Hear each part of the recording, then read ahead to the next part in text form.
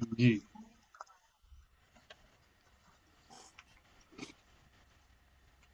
اعوذ باللہ من الشیطان الرجیم بسم اللہ الرحمن الرحیم لقد جاءكم رسول من أنفسكم عزيز عليه ما عنتم حريص عليكم بالمؤمنين رؤوف رحيم فإن تولوا فقل حسبي الله لا إله إلا هو عليه توكلت وهو رب العرش العظيم صدق الله العظيم.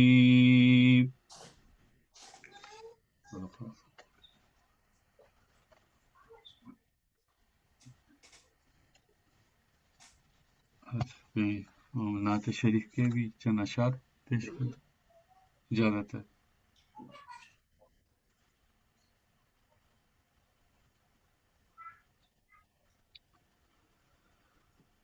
اللهم صل على سيدنا ومولانا محمد وعلى آل سيدنا محمد وبارك وسلم. اللهم صل على سيدنا محمد وعلى آل سيدنا محمد وبارك وسلم. اللهم صل على سيدنا مولانا محمد وعلى آل سيدنا محمد وبارك وسلم. ہم پر نظر حضور یوں ہی آپ کی رہے، ہم پر نظر حضور یوں ہی آپ کی رہے، جیسے بنی ہوئی ہے ہماری بنی رہے، جیسے بنی ہوئی ہے ہماری بنی رہے. سیراب ہوتے جاؤں میں جلووں سے آپ کے، سیراب ہوتے جاؤں میں جلووں سے آپ کے، جب تک میری حیات رہے تشنگی رہے، جب تک میری حیات رہے تشنگی رہے، جیسے بنی ہوئی ہے ہماری بنی رہے. تیرے حضور دل پہ میرے نعت آپ کے، تیرے حضور دل پہ میرے نعت آپ کے، ہر رات یوں ہی گھر پہ میرے چاندنی رہے، ہر رات یوں ہی گھر پہ میرے چاندنی رہے. میں تو حضور آپ کے دامن میں چھپ گیا، میں تو حضور آپ کے دامن میں چھپ گیا، اب گردش حیات مجھے ڈھونڈتی رہے، اب گردش حیات مجھے ڈھونڈتی رہے، باب حرم کے سامنے پہنچو کچھ اس طرح، شرم و حیا کے بار سے گردن جھکی رہے، شرم و حیا کے بار سے گردن جھکی رہے، جب تک جمال شہر نبی کا ہو تذکرہ، مسرور میری آنکھ یوں ہی بند ہی رہے، مسرور میری آنکھ یوں ہی بند ہی رہے، ہم پر نظر حضور یوں ہی آپ کی رہے، صلی اللہ علیہ یا رسول اللہ وسلم علیکہ یا حبیب اللہ، جزاک اللہ، شکریہ۔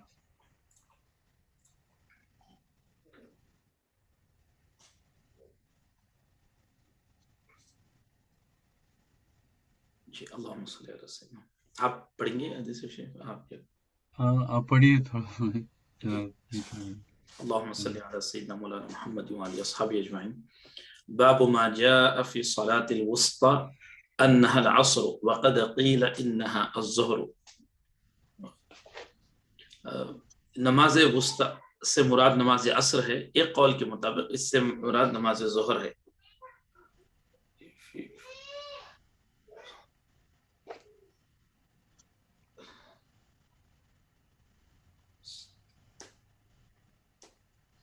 تو سند حدیث حدثنا محمود بن غیلان حدثنا ابو داود الطیالسی وابو النضر عن محمد بن طلحة بن مصرف عن زبید عن مرة الحمداني عن عبد الله بن مسعود رضي الله عنه قال قال رسول الله صلى الله عليه وسلم صلاة الوسطى صلاة العصر۔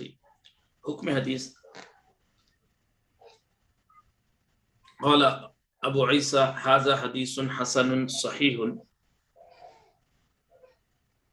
حضرت عبداللہ ابن مسعود رضی اللہ عنہ بیان کرتے ہیں نبی کریم صلی اللہ علیہ وسلم نے ارشاد فرمایا نماز وسطی نماز عصر ہے۔ اب یہ فرماتے ہیں کہ امام ترمذی رحمۃ اللہ علیہ فرماتے ہیں یہ حدیث حسن صحیح ہے۔ سند حدیث ایک اور حدیث بیان فرماتے ہیں حدثنا حناد حدثنا عبدۃ عن سعید عن قتادة عن الحسن عن سمرة بن جندب عن النبي صلی اللہ علیہ وسلم انه قال صلاة الوسطى صلاة العصر في الباب وفي الباب عن علي وعبد الله بن مسعود وزيد بن ثابت وعائشة وحفصة وأبي هريرة وأبي هاشم بن عتبة رضوان الله عليهم أجمعين۔ قال أبو عيسى قال محمد قال علي بن عبد الله حديث الحسن عن سمرة بن جندب حديث صحيح وقد سمع منه۔ قال أبو عيسى حديث سمرة في صلاة الوسطى حديث حسن۔ مذاهب فقهاء وهو قول أكثر العلماء من أصحاب النبي صلى الله عليه وسلم وغيرهم، وقال زيد بن ثابت وعائشة رضي الله عنهما صلاة الوسطى صلاة الظهر، وقال ابن عباس وابن عمر صلاة الوسطى صلاة الصبح۔ حدثنا موسى بن ابو موسى محمد بن المثنى حدثنا قريش بن انس عن حبيب بن شهيد قال لي محمد بن سيرين سل الحسن ممن سمع حديث العقيقة فسألته فقال سمعته من سمرة بن جندب. قال أبو عيسى وأخبرني محمد بن إسماعيل حدثنا علي بن عبد الله بن المديني عن قريش بن أنس بهذا الحديث. قال محمد قال علي والسماع الحسن من سمرة صحيح واحتج بهذا الحديث. حضرت سمرہ بن جندب رضی اللہ عنہ نبی کریم صلی اللہ علیہ وسلم کا یہ فرمان نقل کرتے ہیں، نماز وسطی نماز عصر ہے۔ امام ترمذی رحمۃ اللہ علیہ فرماتے ہیں اس بارے میں حضرت علی رضی اللہ عنہ، حضرت زید بن ثابت رضی اللہ عنہ، حضرت سیدہ عائشہ صدیقہ رضی اللہ عنہ، سیدہ حفصہ رضی اللہ عنہ، حضرت ابو ہریرہ رضی اللہ عنہ اور حضرت ابو حاشم بن عتبہ رضی اللہ عنہ سے احادیث منقول ہے۔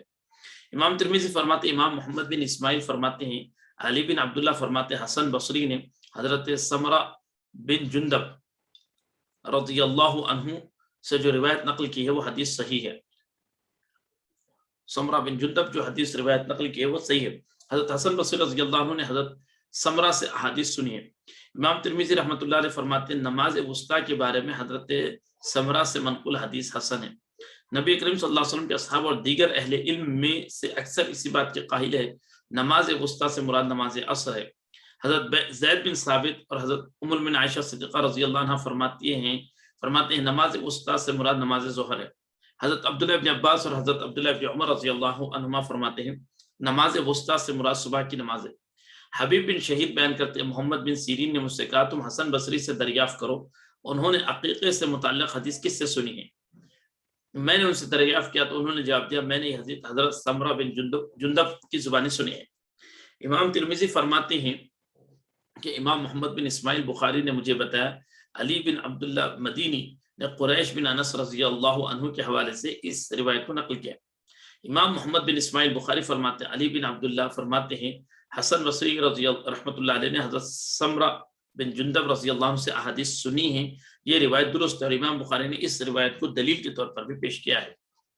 تو اب بنیادی طور پر اس حدیث کا باب یہی ہے کہ قرآن مجید میں چونکہ حافظوا علی الصلوات والصلاۃ الوسطیٰ کا حکم آیا ہے کہ یعنی نمازوں کی حفاظت کرو اور خاص طور پر نماز وسطیٰ کا اہتمام کرو۔ ویسے تو پانچوں نمازیں فرض ہیں لیکن اس میں سب سے زیادہ فضیلت والی نماز وسطیٰ کی حفاظت کرو۔ تو اب اس باب میں اختلاف ہوا کہ نماز وسطیٰ کون سی ہے، تو اس پر جو ہے حافظ امام دمیاتی جو ہے وہ کشف المغطى عن تبیین الصلاۃ الوسطیٰ کے عنوان سے جو ہے ایک کتاب لکھی ہے جس میں آپ نے قریباً جو ہے 19 اقوال نقل کی ہے کہ صلاۃ الوسطیٰ سے مراد کون سی نماز ہے۔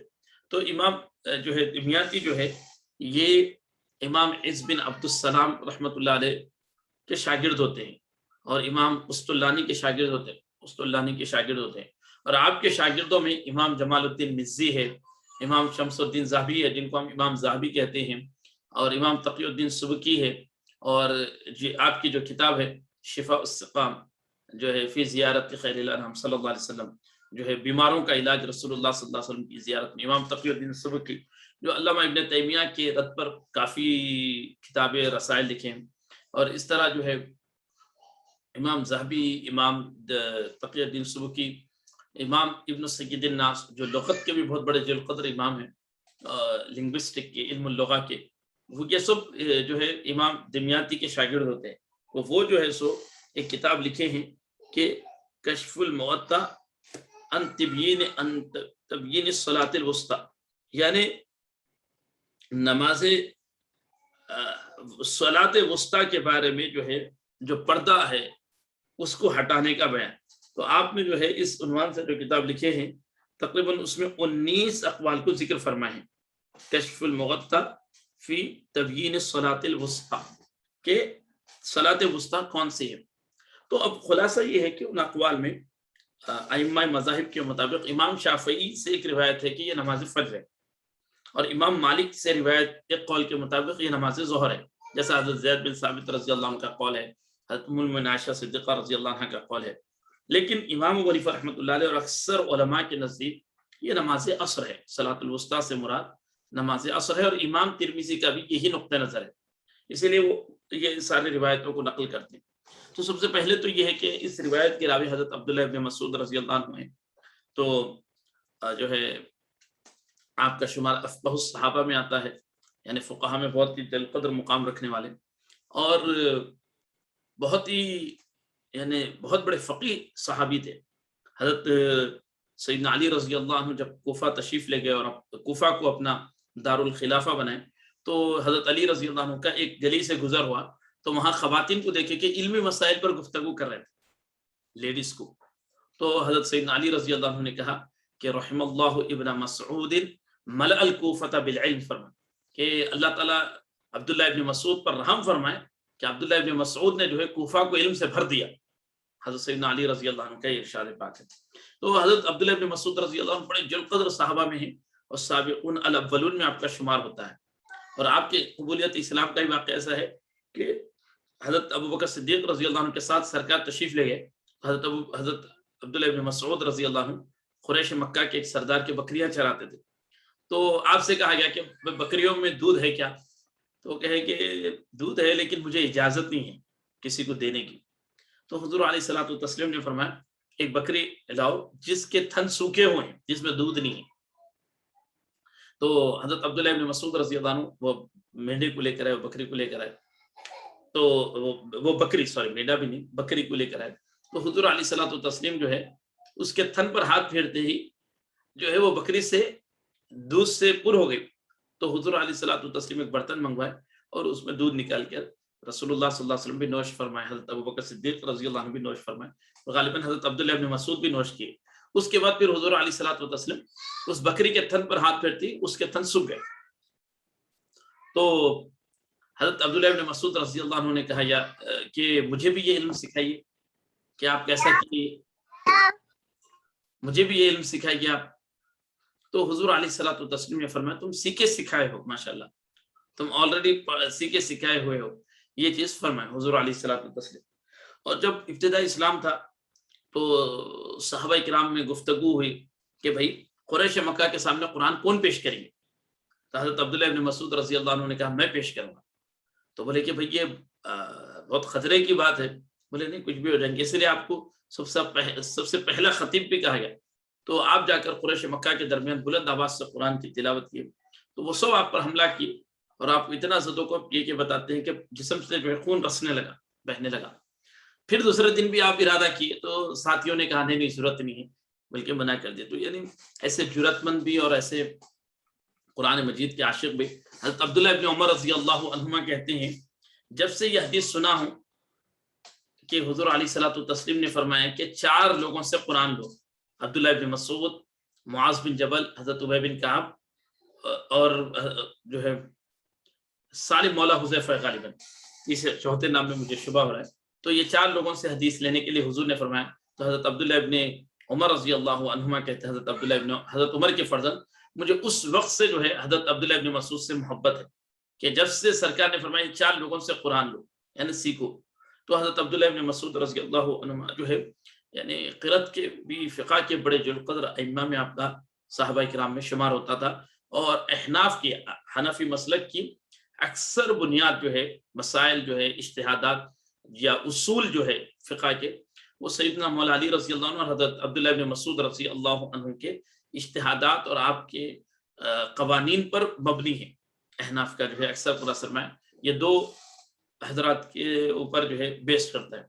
اور حضرت عمر رضی اللہ عنہما کو آپ سے اتنی محبت تھی کہ جب کوفہ کو آپ کو روانہ کیے، بھیجے جا کے لوگوں کو تدریس کرے، تو حضرت عمر رضی اللہ عنہ خط لکھے تھے کوفہ والوں کو کہ عمر بن خطاب جو ہے خود پر تم کو ترجیح دیا عبداللہ ابن مسعود کو بھیج کر، یعنی یہ ایسی علمی شخصیت ہے، میرا دل تو چاہتا تھا کہ ان کو اپنے ساتھ رکھوں اور ان کی علم سے استفادہ کرنا، یعنی ان کے ساتھ علمی گفتگو وغیرہ کرنا، لیکن آپ لوگوں کی تدریس، آپ لوگوں کو ٹیچ کرنے کے لیے میں عبداللہ ابن مسعود کو بھیجا ہوں۔ اس طرح ایک حدیث شریف میں روایت ہے کہ ایک شخص کو حضرت عبداللہ ابن مسعود رضی اللہ عنہ جو ہے کہ اس کے پانچے تخنے کے نیچے تھے، تو آپ نے کہا کہ اپنا پانچوں کو جو ہے یعنی تہبند کے ازار بند کے جو ہے پانچے کو اوپر کر لوں. تو اس نے کاؤنٹر اٹیک کرتے ہوئے حضرت عبداللہ ابن مسعود رضی اللہ عنہ کہا کہ آپ کے بھی تو تہبند ازار بند کا جو ہے وہ ٹخنے کے نیچے ہے. تو حضرت عبداللہ ابن مسعود رضی اللہ عنہ کہے کہ میرے پانچے جو ہے میرے ٹخنے جو ہے پتلے ہیں، تو میں چونکہ نماز کی امامت کرتا ہوں تو لوگوں کو امام کے ٹخنوں پر نظر پڑیں گی تو کراہت ہوں گی، اس لیے میں چھپاتا ہوں، لوگوں کو اچھا نہیں محسوس ہوگا. تو یہ تو آپ فرما دیے. تو حضرت عمر رضی اللہ عنہ کو جب معلوم ہوا کہ وہ شخص حضرت عبداللہ ابن مسعود سے بحث کیا، آپ کو جوابات دیا اور آپ پر جو ہے جوابی حملہ کیا، تو حضرت عمر رضی اللہ عنہ اس کو درے مارنے کا حکم دیا. بولے تم عبداللہ ابن مسعود سے حجت کرتے ہو، یعنی حضرت عبداللہ ابن مسعود جیسے جو القدر عالم سے تم بحث و مباحثہ کرتے ہو، حجت کرتے ہو اور ان پر جو ہے اعتراض کرتے ہو. تو حضرت عمر رضی اللہ عنہ کے نزدیک ایسا جو ہے عبداللہ ابن مسعود رضی اللہ عنہ کا مقام اور جو ہے معاملہ تھا، یعنی انتہا علم کے اعتبار سے، تقوی کے اعتبار سے. اور حضرت عبداللہ ابن مسعود رضی اللہ عنہ کی روایت ہے، میں پہلے بھی جو ہے چند احباب کے سامنے ذکر کیا فرمائیں، اگر میں 3 چیزوں پر قسم لوں تو جھوٹا نہیں ہوں گا.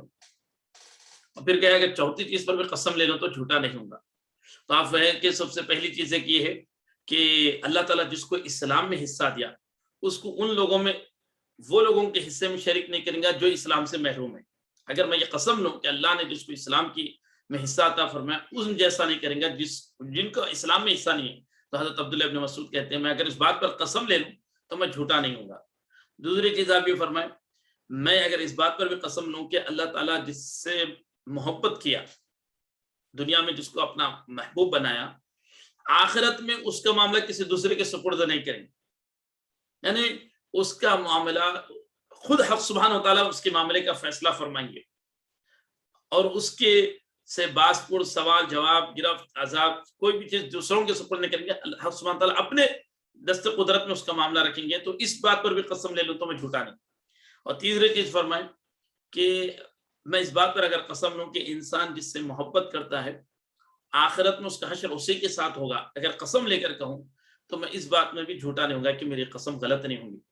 اور چوتھی بات یہ ہے، اگر میں اس بات پر بھی قسم لے لوں، یہ چوتھی بات پر جھوٹا نہیں ہوں گا، جس بندے کے اللہ تعالیٰ دنیا میں عیب کو چھپائے، جس بندے کے لیے اللہ تعالیٰ ستار العیوب رہے، یعنی اس کے عیبوں کو، اس کے خرابیوں کو، اس کے فلاس کو دنیا کے سامنے ظاہر نہیں فرمائے، پردہ پوشی فرمائے، اگر میں قسم لے لوں کہ اللہ تعالیٰ آخرت میں بھی اس کے عیبوں کی پردہ پوشی کریں گے جس کی دنیا میں عیبوں پر پردہ پوشی کی، تو حضرت عبداللہ ابن مسعود رضی اللہ عنہ کہتے ہیں میں جھوٹا نہیں ہوں گا. سبحان اللہ.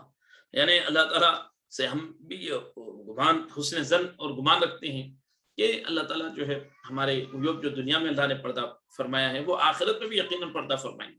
تو حضرت عبداللہ ابن مسعود رضی اللہ عنہ جو ہے یہ فرماتے ہیں. اب یہاں پر 2 باتیں ہیں. ایک تو یہ ہے کہ یہ مسئلے پر 3 قول ہے. امام شافعی فجر مراد لیتے ہیں، ایک قول کے مطابق امام مالک ظہر مراد لیتے ہیں، اور امام احمد بن حنبل، امام ابو حنیفہ اور اکثر علماء صلاۃ الوسطیٰ سے مراد صلاۃ عصر لیتے ہیں. تو اب یہ ہے کہ امام ترمذی رحمۃ اللہ علیہ فرما دیتے ہیں یہ تو حدیث حسن صحیح ہے، فرما دی کئی سندوں سے یہ حدیث آ رہی ہے، تو ایک جہت سے یہ حسن ہے، ایک جہت سے صحیح ہے. اب یہاں پر ایک خاص بات یہ ہے کہ اس کے بعد جو روایت ذکر کرتے ہیں سیم مضمون ہے، لیکن وہ روایت ہے حضرت حسن بصری رضی اللہ عنہ سے، اور وہ روایت کرتے ہیں حضرت سمرہ بن جندب رضی اللہ عنہ سے. حضرت حسن بصری جو مشہور تابعی ہے وہ حضرت سمرہ بن جندب رضی اللہ عنہ صحابی رسول سے روایت کرتے ہیں کہ حضور علیہ الصلوۃ والتسلیم نے فرمایا صلاۃ الوسطیٰ صلاۃ العصر، یعنی قرآن مجید میں جو خاص طور پر صلاۃ وسطیٰ کی حفاظت کا حکم دیا وہ عصر کی نماز ہے. تو اب یہاں پر چونکہ امام ترمذی کا ایک نہج ہے، وہ اس ٹاپک پر، اس چیپٹر پر جن سے روایتیں ہوتی ہیں وہ ذکر کر دیتے ہیں کہ حضرت علی سے بھی ہے، حضرت عبداللہ بن مسعود سے بھی ہے، حضرت زید بن ثابت رضی اللہ عنہ سے بھی ہے، ام المؤمنین حضرت عائشہ صدیقہ اور ام المؤمنین حضرت حفصہ اور حضرت ابو ہریرہ اور حضرت ابو ہاشم جو ہے بن عتبہ سے روایت ہے. اب یہاں پر ایک اختلاف ہوا اہل علم کے درمیان. ایک تو یہ ہے کہ نماز کون سی ہے، عصر ہے یا ظہر فجر. احناف کا قول ہے کہ صلاۃ وسطیٰ عصر ہے. اب دوسرا اختلاف یہ ہوا کہ حضرت امام حسن بصری کو حضرت سمرہ بن جندب سے جو ہے سماع حدیث حاصل ہے یا نہیں ہے، ملاقات کا اور حدیث سننے کا ان کو موقع ملا یا نہیں ملا. تو اس بارے میں 3 قول جو ہے ملتے ہیں. ایک قول ملتا ہے کہ ایک روایت بھی حضرت امام حسن بصری کو حضرت سمرہ بن جندب سے نہیں سنے. تو اس صورت میں امام حسن بصری رضی اللہ عنہ کی روایات حضرت سمرہ بن جندب کے حوالے سے جو ہوں گے وہ مراسیل ہوں گے. اس کا حکم جو ہے مراسیل مرسل روایت ہو جائے گی. وہ روایت جو صحابی تابعی سنے نہیں اور ڈائریکٹ رسول اللہ صلی اللہ علیہ وسلم سے روایت کر دیں, ان کا حکم مراسل میں شمار ہوتا ہے, مرسل روایت کہتے ہیں. انشاءاللہ ہم اصول الحدیث میں اس موضوع کو اب لیں گے. دوسرا قول یہ ہے کہ صرف ایک حدیث عقیقہ سن. اب اگر حدیث عقیقہ بھی اگر سن لے تو پھر متصل ہو جائیں گے. امام حسن بصری رضی اللہ عنہ کے اگر حضرت سمرہ بن جندب سے اگر سما ہے, ان کو سننا کا شرف حاصل ہوا ہے لسننگ کا, تو پھر وہ متصل روایت ہو جائیں گے. جبکہ امام بخاری اور امام ترمذی رحمۃ اللہ علیہ کا نقطہ نظر یہ ہے, ان کا پوائنٹ آف ویو یہ ہے کہ حسن بصری رحمۃ اللہ علیہ متعدد احادیث حضرت سمرہ بن جندب رضی اللہ عنہ سے سنے. اسی لیے یہاں پر ذکر کرتے ہیں امام ترمذی یہی, قال محمد قال علی بن عبد اللہ حدیث الحسن عن سمرہ بن جندب حدیث صحیح وقد سمع منہ. یہ کہتے ہیں امام بخاری نے حضرت علی بن عبداللہ المدینی, امام بخاری کے جو شیخ ہے استاد ہے, ان کے بارے میں امام بخاری کہتے ہیں مستصغر تو جو ہے میں کسی کے سامنے خود کو چھوٹا نہیں سکتا الا علی بن المدینی, ان کے سوائے میں کسی کے سامنے جو ہے خود کو جو ہے علمی طور پر پست قد نہیں محسوس کیا. یعنی ان کے سامنے آتے تو وہ ایک علم کا جبل اور پہاڑ کی طرح نظر آتے تھے, ایک علم کا سمندر. تو ان کے علاوہ امام بخاری کہتے ہیں میں کسی سے بھی ایسا متاثر نہیں ہوا, انفلوئنس نہیں ہوا, یا کسی کے بھی سامنے خود کو اتنا انفیریئر فیل نہیں کیا جیسا علی بن مدینی کے سامنے محسوس کرتا تھا. جیسے ہم ان کے سامنے جاتے تھے تو ان کی علم کے سامنے مستصغر تو نفس الا علی بن المدینی او کما قال. تو یہ اس جیسے الفاظ سے آپ نے فرمایا کہ میں کسی کے سامنے felt myself inferior except علی بن عبداللہ المدینی, میں سوائے علی بن عبداللہ مدینی کے کسی کے سامنے علمی طور پر خود کو کمتر نہیں محسوس کیا. یعنی جب بھی ہم ان کے سامنے بیٹھتے تھے تو محسوس ہوتا تھا کہ ایک علم کا سمندر جو ہے علم کا پہاڑ ہے, اور ہماری معلومات ہماری نالج جو ہے بالکل بہت ہی مختصر ہے. اب جیسے مثال کے طور پہ کہہ رہا ہوں کہ کل چند دن قبل جو ہے خطبات جو ہے محمود احمد غازی, مشہور پاکستان کی جو ہے مصنف ہے, اور ان کے کئی کتابیں ہیں, محاضرات قرآنی, محاضرات حدیث, محاضرات معیشت. تو وہ حضرت ڈاکٹر محمد حمید اللہ صاحب قبلہ رحمۃ اللہ علیہ جو جامعہ نظامیہ کے فاضل اور کامل تھے, پھر LLB LLM عثمانیہ وغیرہ سے کیے, تو ان کے بارے میں کہہ رہے تھے کہ کبھی کبھی وہ مجھ سے ڈیورنگ ریسرچ جو ہے وہ جو چونکہ مستشرقین کو جوابات دیتے تھے, تو انہوں نے جو ہے مجھ سے بعض وقت سوالات کیے, کچھ علمی سوالات تھے, وہ تحقیق کے بھیا کیا یہ چیز آپ کی نظر سے گزری, کیا میرے ذہن میں یہ سوال ہے, اس کا جواب کچھ آپ کی نظر سے گزرا کیا. تو وہ کہے کہ ایک دفعہ بھی جو ہے میں ڈاکٹر حمید اللہ صاحب قبلہ کو جو ہے جواب نہیں دے سکا. وہ جب بھی سوال کیے کہ بھائی اس سبجیکٹ پر, اس ٹاپک پہ کچھ کوشچنز میرے ذہن میں ہیں, میرے مائنڈ میں ہیں, اس کے آنسرز آپ کے مطالعے سے گزرے کیا, اس کے جوابات آپ کی ریڈنگ سے گزرے کیا. بولے میرے نظر سے ایک دفعہ میں نہیں دے سکا ان کو جواب. اس کے ساتھ پھر کہے کہ ڈاکٹر حمید اللہ جیسے جو ہے جبل العلم, بحر العلم, یعنی علم کا سمندر ہے, وہ شخص جن کے سامنے جو ہے اسلامی لٹریچر کے جو ہے تمام بڑے بڑے مصادر ان کے سامنے رہتے تھے, اور مخطوطات جو ہوتے تھے, مطلب پبلش نہیں ہوئی چیزیں, وہ چیزیں بھی جو ہے سو مخطوطات ان کے پاس ہوتے تھے. وہ سارے چیزیں جو ہے ڈاکٹر حمید اللہ صاحب جیسے ذی علم شخصیت کے ذہن میں کوئی سوال اٹھا تو اس کا جواب ہم جیسے جو ہے ناقص المطالعہ اور کم مطالعہ رکھنے والے کہاں سے دے سکتے ہیں. یعنی میں کبھی جواب ہی نہیں دیا, یعنی اتنا ایسے خوب علم رکھنے والے. اور بلکہ ڈاکٹر مورس بکائی کے بارے میں بھی ہے, انہوں نے, میں صبح بھی ذکر کر رہا تھا کہ وہ جو ہے سو قرآن, بائبل قرآن اینڈ سائنس کے عنوان سے کتاب لکھے, تو ظنی اور قطعی کی گفتگو کی, یقینی سرٹن نالج ہوتی ہے یا جو ہے پری ڈومیننٹ نالج ہوتی ہے, ظنی علم ہوتا ہے یا قطعی. تو خبر واحد کے تعلق سے چونکہ ظنی علم ہے, بلکہ آتا ہے, امام ابو حنیفہ رحمۃ اللہ علیہ وغیرہ نے ذکر کیا, سنگل نریشن خبر واحد ہوتا ہے, وہ ظنی علم ہوتا ہے اس میں. تو وہ ڈاکٹر مورس بکائی کہ یہ ظنی علم ہے, لہذا قابل عمل نہیں ہے, بلکہ اس کو حدیث کی حجیت کے اوپر اور خاص طور پر خبر واحد کے تعلق سے وہ ایک اپنا ڈاؤٹ پیش کیا. وہ کتاب میں ہے ان کی, ابھی بھی پایا جاتا. لیکن ہمارے پاس احناف کے پاس ظنی علم کا مطلب یہ نہیں کہ اس کو ڈراپ کر دیں گے, بلکہ اس کے اوپر عمل واجب ہوتا ہے. قرآن کے تواتر پر جو ہے پریفر نہیں کیا جائے گا، اس کو پریفرنس نہیں دیے جائیں گے، یہ ایک اصول ہے۔ تو خیر ڈاکٹر مورس بکائی کو بھی جو ہے ڈاکٹر حمید اللہ صاحب قبلہ نے جو ہے کئی جوابات دیے۔ دو ان کے اعتراضات تھے، ایک تو یہ تھا کہ مکی کے پر میں جو ہے ایک پر میں مرض ایک پر میں شفا ہے، تو ان کو یہاں سے ایک ڈاؤٹ پیدا ہوا کہ بھائی مکی کے پر میں شفا ہے، ایک پر میں مرض ہے، بیماری ہے بھلے، تو اس حدیث پر ایک آبجیکشن تھا ان کا۔ دوسرا یہ تھا کہ اونٹ کے پیشاب کا جو واقعہ ہوا تھا کہ مدینہ شریف میں جو لوگ آئے تھے ان کو جو ہے اونٹ کا پیشاب حضور علیہ الصلوۃ والتسلیم بطور جو ہے دوا کے پینے کا حکم دیے تھے۔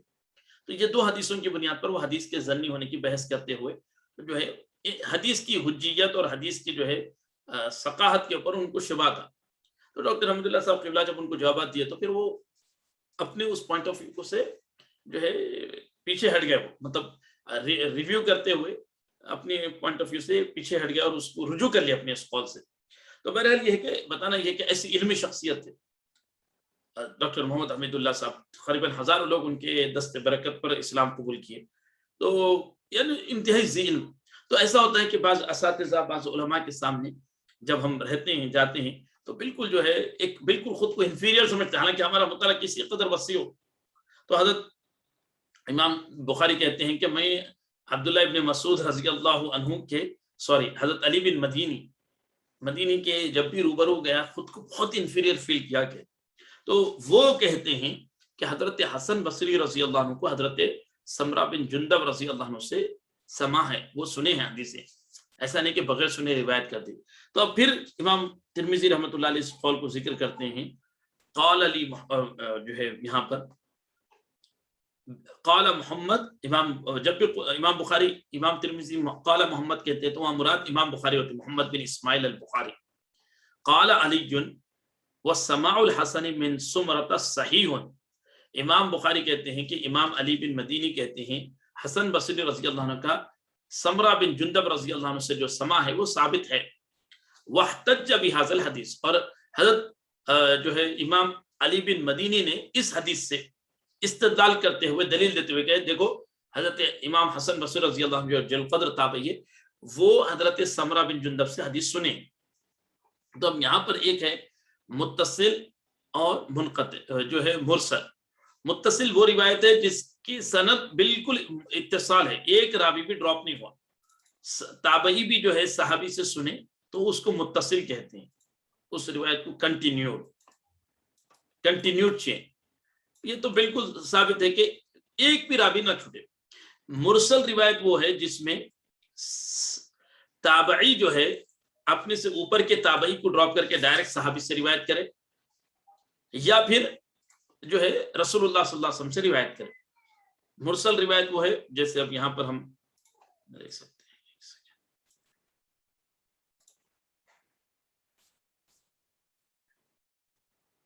مرسل روایت کا حکم۔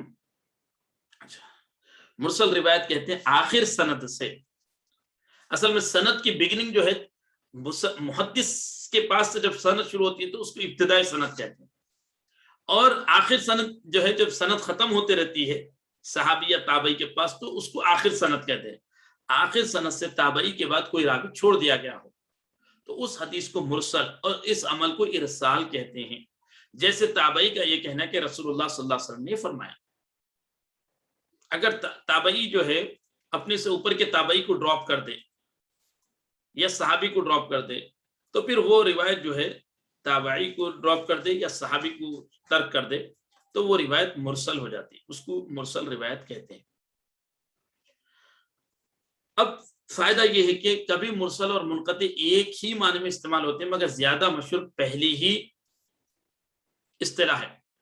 عام طور پر مرسل اور منقطع روایت ایک ہی کو کہتے ہیں جس میں تابعی اپنے سے اوپر کے تابعی کو چھوڑ دے یا صحابی کو چھوڑ کے ڈائریکٹ رسول اللہ صلی اللہ علیہ وسلم سے روایت کرے۔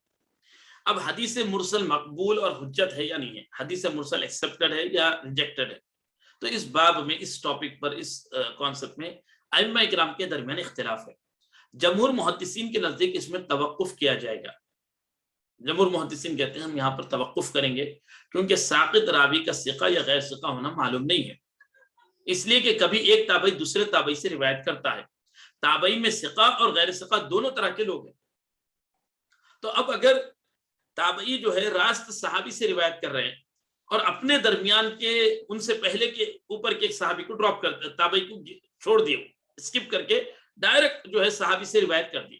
تو اب تابعین میں ایک تابعی جب دوسرے تابعی سے روایت کرتے ہیں لیکن ان کو ڈراپ کر دیا تو ان میں ثقہ بھی غیر ثقہ بھی ہے. تابعین میں آنےسٹ اور ڈس آنےسٹ جو بھی ہے، کریڈیبلٹی کے اعتبار سے، حافظے کے اعتبار سے، تقویٰ کے اعتبار سے ہر قسم کے لوگ ہیں. تو جمہور کا موقف تو یہ ہے کہ اس میں توقف کریں گے کہ ہم کو معلوم نہیں انہوں نے جس راوی کو چھوڑا ہے، جس تابعی کو چھوڑا ہے، وہ ثقہ ہے یا غیر ثقہ ہے. یہ ہے امام اعظم ابو حنیفہ رحمہ اللہ اور امام مالک رحمہ اللہ کے نزدیک حدیث مرسل مطلقاً حجت ہے. Absolutely it will be taken as an evidence. امام ابو حنیفہ کہتے ہیں ان حضرات کا نقطہ نظر یہ ہے کہ جب تابعی نے اپنے شیخ پر کامل وثوق و اعتماد رکھنے کی وجہ سے ہی ارسال کیا، کیونکہ یہ گفتگو ثقہ ہی کی حدیث مرسل کے بارے میں ہے، لہٰذا اگر وہ اس کے نزدیک صحیح نہ ہوتی تو ارسال نہ کرتا اور نہ یہ کہتا کہ قال رسول اللہ کذا. جب ثقہ تابعی ہے، ہم کو معلوم ہے جو روایت کرنے والے تابعی ہے وہ آنےسٹ ہے اور بہت ہی کریڈیبل پرسنالٹی ہے. اگر وہ اپنے سے اوپر کی کسی صاحب جو ہے تابعی کو ڈراپ کرے، صحابہ تو پورے ثقہ ہی ہے، کلہم عدل فرمائے کہ تمام کے تمام صحابہ عادل ہے، چاہے اجتہادی خطا ایک الگ موضوع ہے لیکن عدالت کے باب میں تمام صحابہ کی عدالت کا جو ہے اہل سنہ کے پاس مذہب ہے. تو اب فرماتے ہیں کہ اگر اب یہ گفتگو ثقہ تابعی کی ایک پہلو پر جو ہے راوی جو ہے وہ ثقہ ہے، راوی جو ہے وہ ثقہ تابعی ہے، روایت کرنے والے وہ ثقہ ہے، روایت کرنے والے وہ ثقہ ہے، اور ڈراپ جس کو کیے وہ بھی تابعی ہے، صحابی نہیں. صحابی کو اگر ترک کریں گے تو وہ روایت تو صحیح ہوں گی، لیکن یہ ہے کہ تابعی کو ڈراپ کر دیے. تو تابعی میں چونکہ ثقہ اور غیر ثقہ دونوں ہیں تو جمہور تو کہتے ہیں کہ توقف کریں گے، جمہور کا موقف یہ ہے کہ توقف کریں گے. امام ابو حنیفہ کہتے ہیں کہ جب یہ روایت کرنے والے راوی ثقہ ہے، یہ جب ثقہ ہے، اگر یہ تابعی کو ڈراپ بھی کر دیے ہیں تو مطلب یہ تو ثقہ ہے، تو ان کا مطلب یہ ہے کہ ہم جس سے روایت کر رہے ہیں وہ بااعتماد ہے، اسی لیے ہم ڈراپ کر کے بیان کر رہے ہیں. ورنہ اگر ان کے نزدیک یہ تابعی اگر جو ہے عدم ثقہ کی بحث ہوتی کہ یہ اتنے معتبر نہیں ہوں گے، یہ ثقہ نہیں ہیں، تو یہ راوی جو تابعی تھے ان کی روایت کو ڈراپ ہی نہیں کرتے تھے، ان کی روایت کو ترکی نہیں کرتے تھے، یعنی ان کا ذکر ترکی نہیں کرتے تھے. تو امام ابو حنیفہ اور امام مالک کے نزدیک تو مرسل روایت مطلقاً حجت ہے، وہ کمپلیٹ ایبسلیوٹلی اس کو ایز این ایویڈنس لیتے امام ابو حنیفہ اور امام مالک. اچھا، امام شافعی رحمۃ اللہ علیہ کا موقف یہ ہے کسی دوسری حدیث مرسل یا مسند سے اس کی تائید ہو جائے تو مقبول ہے، اگرچہ کہ وہ دوسری حدیث ضعیف ہی کیوں نہ ہو. امام شافعی کہتے ہیں اگر وہ مرسل روایت کے لیے کوئی اور جو ہے ایک دوسری سند سے ایک اور روایت آ گئی اس کو سپورٹ کرنے، چاہے وہ کنٹینیوڈ چین ہو یا مرسل ہو، اس میں بھی جو ہے تابعی جو ہے اپنے سے اوپر کے تابعی کو ڈراپ کر دیے، تو وہ کہتے ہیں اگر اس کے لیے سپورٹنگ اور ایک حدیث آ گئی تو پھر وہ مقبول ہے. امام احمد رحمۃ اللہ علیہ سے دو قول منقول ہے. اول یہ کہ حدیث مرسل مقبول اور حجت ہے. امام احمد بن حنبل رحمۃ اللہ علیہ کہتے ہیں حدیث مرسل مقبول اور حجت ہے. دوم یہ کہ اس میں توقف کیا جائے گا. پہلا قول امام احمد کا قول مشہور ہے، یعنی امام احمد بھی جو ہے امام ابو حنیفہ اور امام مالک کی طرح حدیث مرسل کو حجت مانتے ہیں. ان لوگوں کا نقطہ نظر یہ ہے کہ جب تابعی ثقہ تابعی آنےسٹ اور کریڈیبل تابعی جو ہے اپنے شیخ کو ڈراپ کر دی تو ان کی کریڈیبلٹی خود اس بات کا بین ثبوت ہے کہ اوپر والے کریڈیبل ہے، آنےسٹ ہے، اسی لیے وہ ڈراپ کریں کہ ہم وی آر ریسپانسبل. جب ہم ڈراپ کر رہے ہیں تو ہم ریسپانسبل ہے. جب سند بیان کر دیے تو مطلب یہ ہوتا ہے کہ بھائی تم بھی اپنی طرف سے چیک کر لو، تم بھی اپنی طرف سے تحقیق کر لو، ہم پر الزام نہیں آنا. تو بیان کرنے میں جو ہے نقل کرنے میں بری ذمہ ہو جانا رہتا، بھائی we have quoted from whom we have listened, we have mentioned their name from whom we have listened بلکہ رہتا. اب further thing you have to do research بلکہ رہتا کہ آپ بھی اپنی تحقیق کر لو. لیکن ڈراپ کرنے کا مطلب یہ ہے کہ ہم شیورٹی دیتے ہیں، گارنٹی دیتے ہیں، ہم جن سے سنے ہیں وہ ایسے ثقہ ہے کہ ہم اتنے فلی کانفیڈنٹ ہیں، اسی لیے آپ کو بغیر نام لیے بیان کر رہے ہیں. اب آپ نام نہیں بھی جانے تو مسئلہ نہیں ہے. امام ابو حنیفہ رحمۃ اللہ علیہ، امام مالک کا موقف یہ کہ ثقہ تابعی جب اپنے شیخ کو ڈراپ کر دے تو وہ روایت بھی مرسل ہوں گی. تو کیونکہ حضرت سمرہ بن جندب سے روایت کر رہے حضرت حسن بصری رضی اللہ عنہ، تو یہ مرسل کی بحث آ گئی تو اسی لیے میں اس کو ذکر کر رہا ہوں.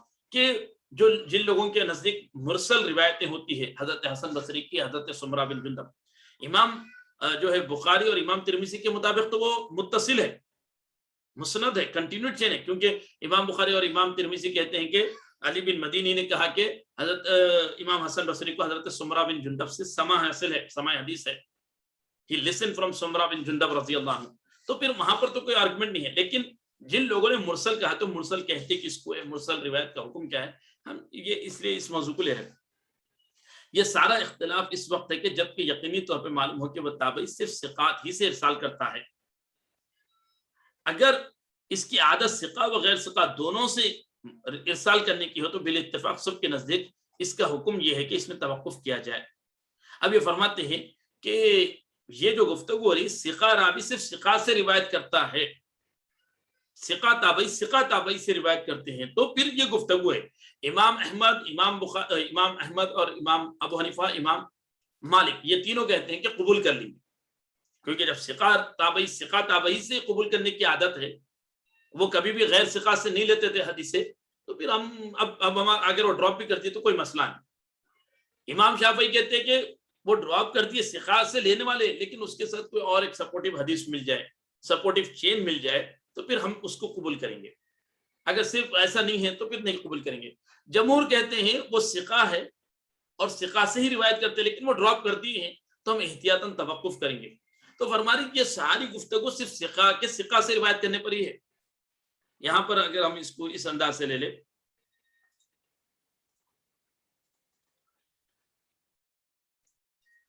وہ ثقہ جو ہے تابعی کی روایت ہے، وہ ثقہ سے ہی روایت کرتے ہیں.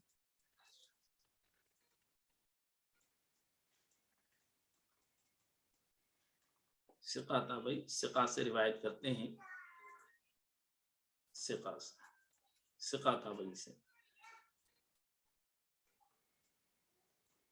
شاگرد استاد.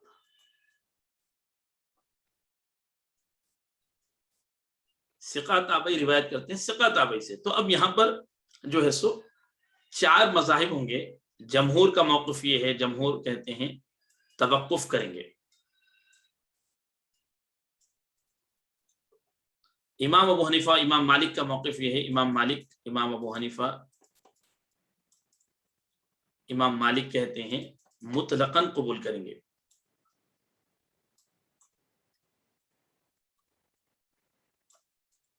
کہ انہوں نے شیخ کا ذکر نہیں کر کے، نام نہیں ذکر کر کے، ان کو ڈراپ کر کے ہم کو بری ذمہ کر دے. امام شافعی جو ہے سو متابعات شواہد کے ساتھ قبول کرتے ہیں. شافعی جو ہے شواہد سپورٹیو ایویڈنسز کے ساتھ قبول کرتے ہیں. اور امام احمد بن حنبل کے 2 قول ہے ان کے. ایک تو یہ انہی کا قول ہے جو امام ابو حنیفہ امام مالک کا ہے کہ مطلقاً مقبول. دوسرا قول یہ ہے توقف. لیکن یہ قول زیادہ مشہور ہے. جب ثقہ تابعی سے روایت کرنے کی ان کی عادت ہو تو پھر یہاں پر یہ اختلاف ہوا کہ اب یہ روایت کا حکم مرسل ہو جائے گا. یہ مرسل روایت ہے. تو اب یہ مرسل روایت میں کیا ہوں گا؟ تو جمہور کا موقف یہ ہے توقف کریں گے. امام ابو حنیفہ امام مالک کہتے ہیں مطلقاً قبول کریں گے، اور حجت ہے وہ کہ یہ ثقہ تابعی جب یہ آنےسٹ آدمی ہے، آنےسٹ تابعی ہے، جب یہ آنےسٹ تابعی کو ڈراپ کر کے ڈائریکٹ صحابی سے یا رسول اللہ صلی اللہ علیہ وسلم سے روایت کر رہے، تو مطلب یہ ہے کہ یہ ریسپانسبلٹی خود لے لی کہ آپ لوگوں کو چیک کرنے کی ضرورت نہیں ہے، آپ لوگوں کو no need to worry, we are responsible and we are confident that this hadith is true and sound hadith. ہاں اگر وہ بیان کرتے تو ایک احتمال یہ تھا، پروبیبلٹی، کہ ہم بیان کر دیے، اب آپ بھی اپنے طرف سے تھوڑا بہت تحقیق کر لو. یہ امام شافعی کہتے ہیں کہ شواہد سپورٹیو اور دوسرے نریشن سے مل جائے، اگرچہ کہ وہ ضعیف ہو تب بھی جو ہے اگر شواہد کے ساتھ مل جائے تو مقبول ہے، شواہد کے ساتھ ہو تو مقبول، نہیں تو پھر توقف کریں گے. امام احمد رحمۃ اللہ علیہ کے 2 قول ہے، ایک قول میں مطلقاً قبول ہے، ایک قول میں توقف ہے، لیکن یہ مطلقاً قبول کا قول مشہور ہے. تو جملہ 4 مذاہب ذکر کیے ہیں کہ اگر ثقہ تابعی سے روایت کرتے ہیں تو مرسل کے تعلق سے. لیکن اب یہ فرماتے ہیں یہ ساری گفتگو ثقہ کی روایت اگر ثقہ سے ہے تو ہے، لیکن اگر وہ تابعی کا مزاج یہ ہے کہ ثقہ و غیر ثقہ دونوں سے ارسال کرتے ہیں، یعنی دونوں کو ڈراپ کر دیتے ہیں، دونوں سے روایتیں لیتے ہیں دونوں کو، تو بالاتفاق سب کے نزدیک اس کا حکم یہ کہ اس میں توقف کیا جائے گا. ہم اس مسئلے پر خاموشی ہم رک جائیں گے. اب نہ اس کو ایکسیپٹڈ روایہ کہیں گے نہ ریجیکٹڈ روایہ، ایکسیپٹڈ نریشن نہ ریجیکٹڈ، بلکہ توقف کریں گے، رک جائیں گے. کذا قیلہ، اسی طرح کہا گیا. اس مسئلے میں مزید تفصیل کے لیے تفصیل ہے جس کو امام سخاوی نے شرح الفیۃ الحدیث میں بیان کیا ہے. تو امام سخاوی نے اس مسئلے پر اور تفصیل سے بیان کیا. اب یہاں پر چونکہ یہ روایت میں جو ہے حضرت حسن بصری رضی اللہ عنہ کی جو ہے روایت کا ذکر ہے. اب امام بخاری اور امام ترمذی کا موقف تو یہ ہے کہ حضرت سمرہ بن جندب سے جو روایتیں ہیں وہ سب جو ہے مقبول ہے، وہ سب صحیح روایتیں ہیں. اور حضرت امام بخاری فرماتے اور امام ترمذی حضرت سمرہ بن جندب سے حضرت حسن بصری کو جو ہے سماع حاصل ہے، سماع حدیث حاصل ہے. تو اب یہ تو پھر متصل ہو جائیں گے. حضرت سمرہ بن جندب سے جو کچھ بھی امام حسن بصری نے روایت کیا وہ سب متصل ہے، مرسل کی بحث ہی نہیں آئیں گی. اب اگر جو محدثین نے کہا کہ حضرت سمرہ بن جندب سے حضرت امام جو ہے حسن بصری رحمۃ اللہ علیہ کا سماع نہیں ہے، نہیں سنے ہیں، تو اب اس موضوع پر جب ہم جائیں گے تو امام حسن بصری رحمۃ اللہ علیہ کے مراسل کا کی بھی گفتگو دیکھ لیں گے کہ امام، تو پھر یہ مرسل روایت ہو جائیں گے کہ ڈائریکٹلی امام حسن بصری رحمۃ اللہ علیہ نے حضرت سمرہ سے نہیں سنے. ولو بالفرض کہہ رہا ہوں میں ان محدثین کے مطابق جنہوں نے کہا کہ حضرت حسن کا حضرت سمرہ سے سماع نہیں ہے، نہیں سنے ہیں، تو مرسل ہونا ان کے مطابق. تو پھر حضرت امام حسن بصری رحمۃ اللہ علیہ کے مراسل کا کیا حکم ہے؟ یہ خود بھی اصول الحدیث کا اور علم الحدیث کا ایک مستقل فن ہے، مراسیل تابعین کے مراسل، جس میں وہ اپنے سے اوپر کے شیخ کو ڈراپ کر دی. یہ خود ایک مستقل موضوع ہے. سعید بن مسیب رضی اللہ عنہ کے مراسل ہے، جو ہے حضرت محمد بن سیرین رحمۃ اللہ علیہ کے مراسل ہے. یہ سب تابعین ہیں جنہوں نے صحابی یا تابعی کو ڈراپ کر دیا ہے. تو صحابی کو ڈراپ کر کے ڈائریکٹ رسول اللہ صلی اللہ علیہ وسلم سے روایت کریں گے تو صحیح ہوں گے، کیونکہ کلہم عدول قاعدہ بیان کر دیے ہیں کہ صحابی کا صحابی سے ڈائریکٹ کو ڈراپ کرنا یا تابعی کا صحابی کو ڈراپ کر کے ڈائریکٹ رسول اللہ صلی اللہ علیہ وسلم سے روایت کرنا میں کوئی شبہ نہیں ہوتا، اس روایت کو صحیح کہہ دیا جاتا، کیونکہ تمام صحابہ عادل ہے، عدالت ان میں پائی جاتی ہے جو ہے، اس لحاظ سے جو ہے سو ان پر ان کی روایتوں پر جرا نہیں ہوتی ہے. تو اگر تابعی صحابی کو ڈراپ کر دے تو پھر وہ مرسل مقبول ہے، لیکن تابعی اپنے شیخ تابعی کو ڈراپ کر دے، کیونکہ تابعین میں بھی درجات ہے، کوئی کبار تابعین میں ہے، کوئی اوساط تابعین میں ہے، کوئی صغار تابعین میں، جیسے امام ابو حنیفہ رحمۃ اللہ علیہ صغار تابعین میں ہے. صحابہ سے آپ کو ملاقات کا شرف حاصل ہے، لیکن یہ ہے کہ آپ جو ہے سو 7 یا بعض قول کے مطابق 27 صحابہ کو ملے، جبکہ امام حسن بصری رحمۃ اللہ علیہ وغیرہ ہزار صحابہ کرام سے 300 صحابہ سے ملاقات کا شرف حاصل ہے. تو محمد بن سیرین، حضرت حسن بصری رحمۃ اللہ علیہ کبار تابعین میں ان کا شمار ہوتا ہے. تو مراسل تابعین خود ایک مستقل ایک موضوع ہے علم الحدیث کا. تو اب اس میں جو ہے حضرت حسن بصری رحمۃ اللہ علیہ کے مراسل کا کیا حکم ہے؟ تو حضرت امام احمد بن حنبل رحمۃ اللہ علیہ کے شیخ یحییٰ بن قطان کہتے ہیں کہ انہ وجد لمراسلہ مراسل حسن بصری اصلا الا حدیثا اور حدیثین. حضرت امام یحییٰ بن سعید القطان وہ کہتے ہیں کہ حسن بصری رحمۃ اللہ علیہ کے جتنے بھی مرسل روایتیں ہیں جس میں انہوں نے تابعین کو ڈراپ کر کے جو ہے ڈائریکٹ صحابہ سے روایت کی ہیں، وہ فرماتے ہیں کہ ان کے تمام روایتوں کی جو ہے میں نے جو ہے اصل کو پا لیا ہے سوا 1 یا 2 حدیث کی. اور امام ابو زرع الرازی کہتے ہیں، یہ بھی اصول الحدیث کے بڑے امام ہیں جرح و تعدیل کے بنیادی طور پر، کل شیء یقول الحسن قال رسول اللہ صلی اللہ علیہ وسلم وجدت له اصلا ثابتا ما خلا 4 احادیث. حضرت حسن بصری رحمۃ اللہ علیہ جو کچھ صحابہ اکرام کو یا اپنے شیوخ تابعین کو ڈراپ کر کے رسول اللہ صلی اللہ علیہ وسلم سے روایت کی ہیں، وہ سب کو میں نے اصل اور اس کی اصل کو ثابت پایا، اصلا ثابتا، سوائے 4 حدیثوں کو چھوڑ کر فرمایا. اب اس طرح امام ابن علی بن مدینی کہتے ہیں امام حسن بصری کے جو روایتیں جو ثقہ شاگردوں نے روایت کیا وہ سب صحیح کے درجے میں ہے فرمایا. اچھا، امام بخاری رحمۃ اللہ علیہ کہتے ہیں ان رجلا قال للحسن، ایک آدمی نے حضرت امام حسن بصری رحمۃ اللہ علیہ سے کہا، حضرت امام بخاری کہتے ہیں کہ بے شک آپ ہم کو سرکار کی احادیث بیان کرتے ہیں، اگر آپ اس کی سند بیان کر دیتے کہ آپ کے کون سے شیخ سے آپ یہ حدیث سنے ہیں، تابعین میں سے کس سے سنے ہیں یا صحابہ میں سے کس سے سنے ہیں، آپ یہ بیان کر دیتے انسٹیڈ آف ڈائریکٹلی قال رسول اللہ صلی اللہ علیہ وسلم کہنے کے، تو بہتر ہوتا. کیوں آپ ایسا نہیں کرتے؟ تو حضرت امام حسن بصری نے کہا واللہ ما کذبناک ما کذبناک ولا کذبنا، کہ خدا کی قسم نہ ہم سے جھوٹی بات کہی گئی، نہ سوری ما کذبناک، خدا کی قسم ہم نے کبھی تم سے جھوٹ نہیں کہا، اور ولا کذبنا، نہ ہم سے کوئی جھوٹی بات کہی گئی، نہ ہم تمہارے کو جھوٹ بولے، نہ ہم ہمارے جو اساتذہ سے سنے تابعین سے انہوں بھی یا صحابہ سے انہوں نے بھی ہم کو جھوٹی بات نہیں کہے، تو ہم جو سنے وہ بھی سچی بات، ہم جو تم کو بیان کیے وہ بھی سچی بات ہے. پھر اس کے بعد کہے لقد غزوت الى خراسان غزوۃ، بولے میں خراسان کی طرف ایک جنگ میں شریک ہوا، معنا فیہا 300 من اصحاب سیدنا محمد صلی اللہ علیہ وسلم. تو حضرت حسن بصری رضی اللہ عنہ نے کہا کہ اس غزوے میں سرکار علیہ الصلوۃ والتسلیم کے 300 صحابہ شریک تھے، تو نہ ہم نے تم سے جھوٹی بات کہے نہ ہم سے کسی نے جھوٹی بات کہا. تو ہم جو صحابہ کرام کو بعض وقت ڈراپ کر کے ڈائریکٹلی رسول اللہ صلی اللہ علیہ وسلم سے بیان کر دیتے ہیں، یا ہمارے شیوخ کو چھوڑ کر تابعین کو چھوڑ کر راست قال رسول اللہ صلی اللہ علیہ وسلم کہتے ہیں صحابی اور تابعی کو چھوڑ کر، تو ہم جھوٹی بات نہیں کہتے، نہ ہم سے کوئی کسی نے جھوٹی بات کہی کہ ہم ان کی بات کو قبول کیے، نہ ہم نے تم کو جھوٹی بات کو ٹرانسفر کیے، کنوے کیے. تو اب یہ ہے کہ حسن بصری رحمۃ اللہ علیہ کے مراسیل کا الگ الگ حکم ہے، لیکن اوور آل یہ ہے کہ ان کے مراسیل مقبول ہے، ایکسیپٹڈ ہے.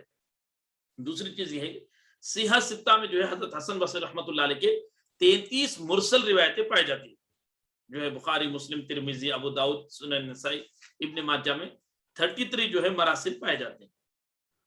اب امام احمد رحمۃ اللہ علیہ تو ایک قول ہے آپ کا کہ اضعف مراسل کہے آپ، امام حسن بصری رحمۃ اللہ علیہ کے مراسل کو سب سے ضعیف ترین مرسل کہے، مراسل میں بھی کمزور.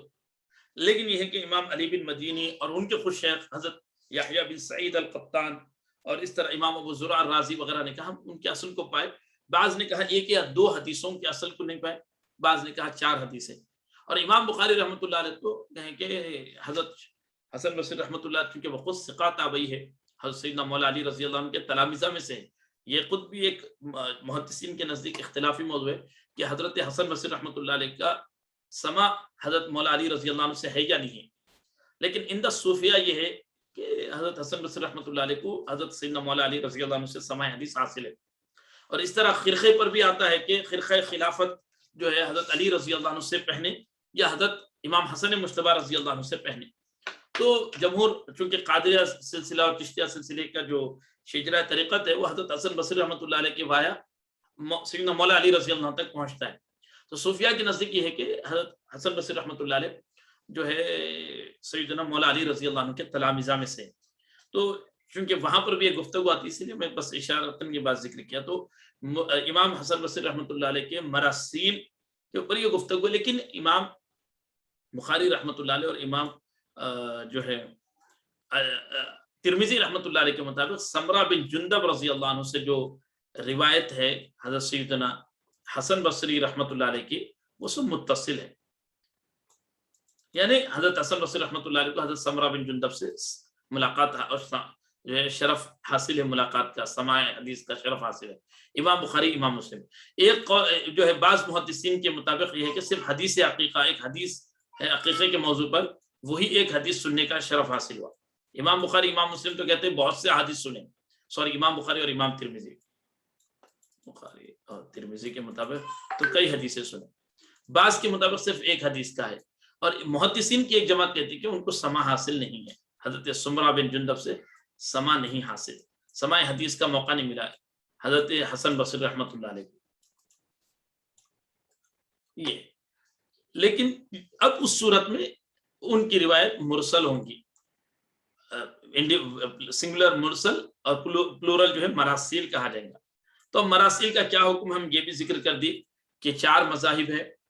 امام ابو حنیفہ اور امام مالک کے مطابق تو مطلقاً مقبول ہے، جمہور کے مطابق توقف کریں گے، اور امام شافعی کہتے ہیں کہ اس مرسل کی اگر کوئی اور سپورٹیو نریشن مل جائے تو مقبول ہوں گی. اور امام احمد کے دو قول ہے، ایک قول میں وہ مقبول ہے جیسا امام احمد اور امام ابو حنیفہ، امام جو ہے مالک کا نقطہ نظر ہے، اور دوسرا قول یہ ہے کہ توقف کریں گے. لیکن یہ ساری گفتگو اس صورت میں اگر ثقہ تابعی سے روایت کر رہا ہے، تو اگر یہ اس کی عادت میں ثقہ اور غیر ثقہ دونوں سے روایت کرتے ہیں، آنےسٹ اور کریڈیبل اور ناٹ کریڈیبل دونوں سے بھی، حافظے کے اعتبار سے ہو یا عدالت کے اعتبار سے ہو، تو پھر اس صورت میں جمہور کے مطابق سب کہتے ہیں ہم توقف کریں گے، قبول نہیں کریں گے، نہ رد کریں گے، توقف کریں گے فرماتے ہیں. وآخر دعوانا الحمدللہ رب العالمین.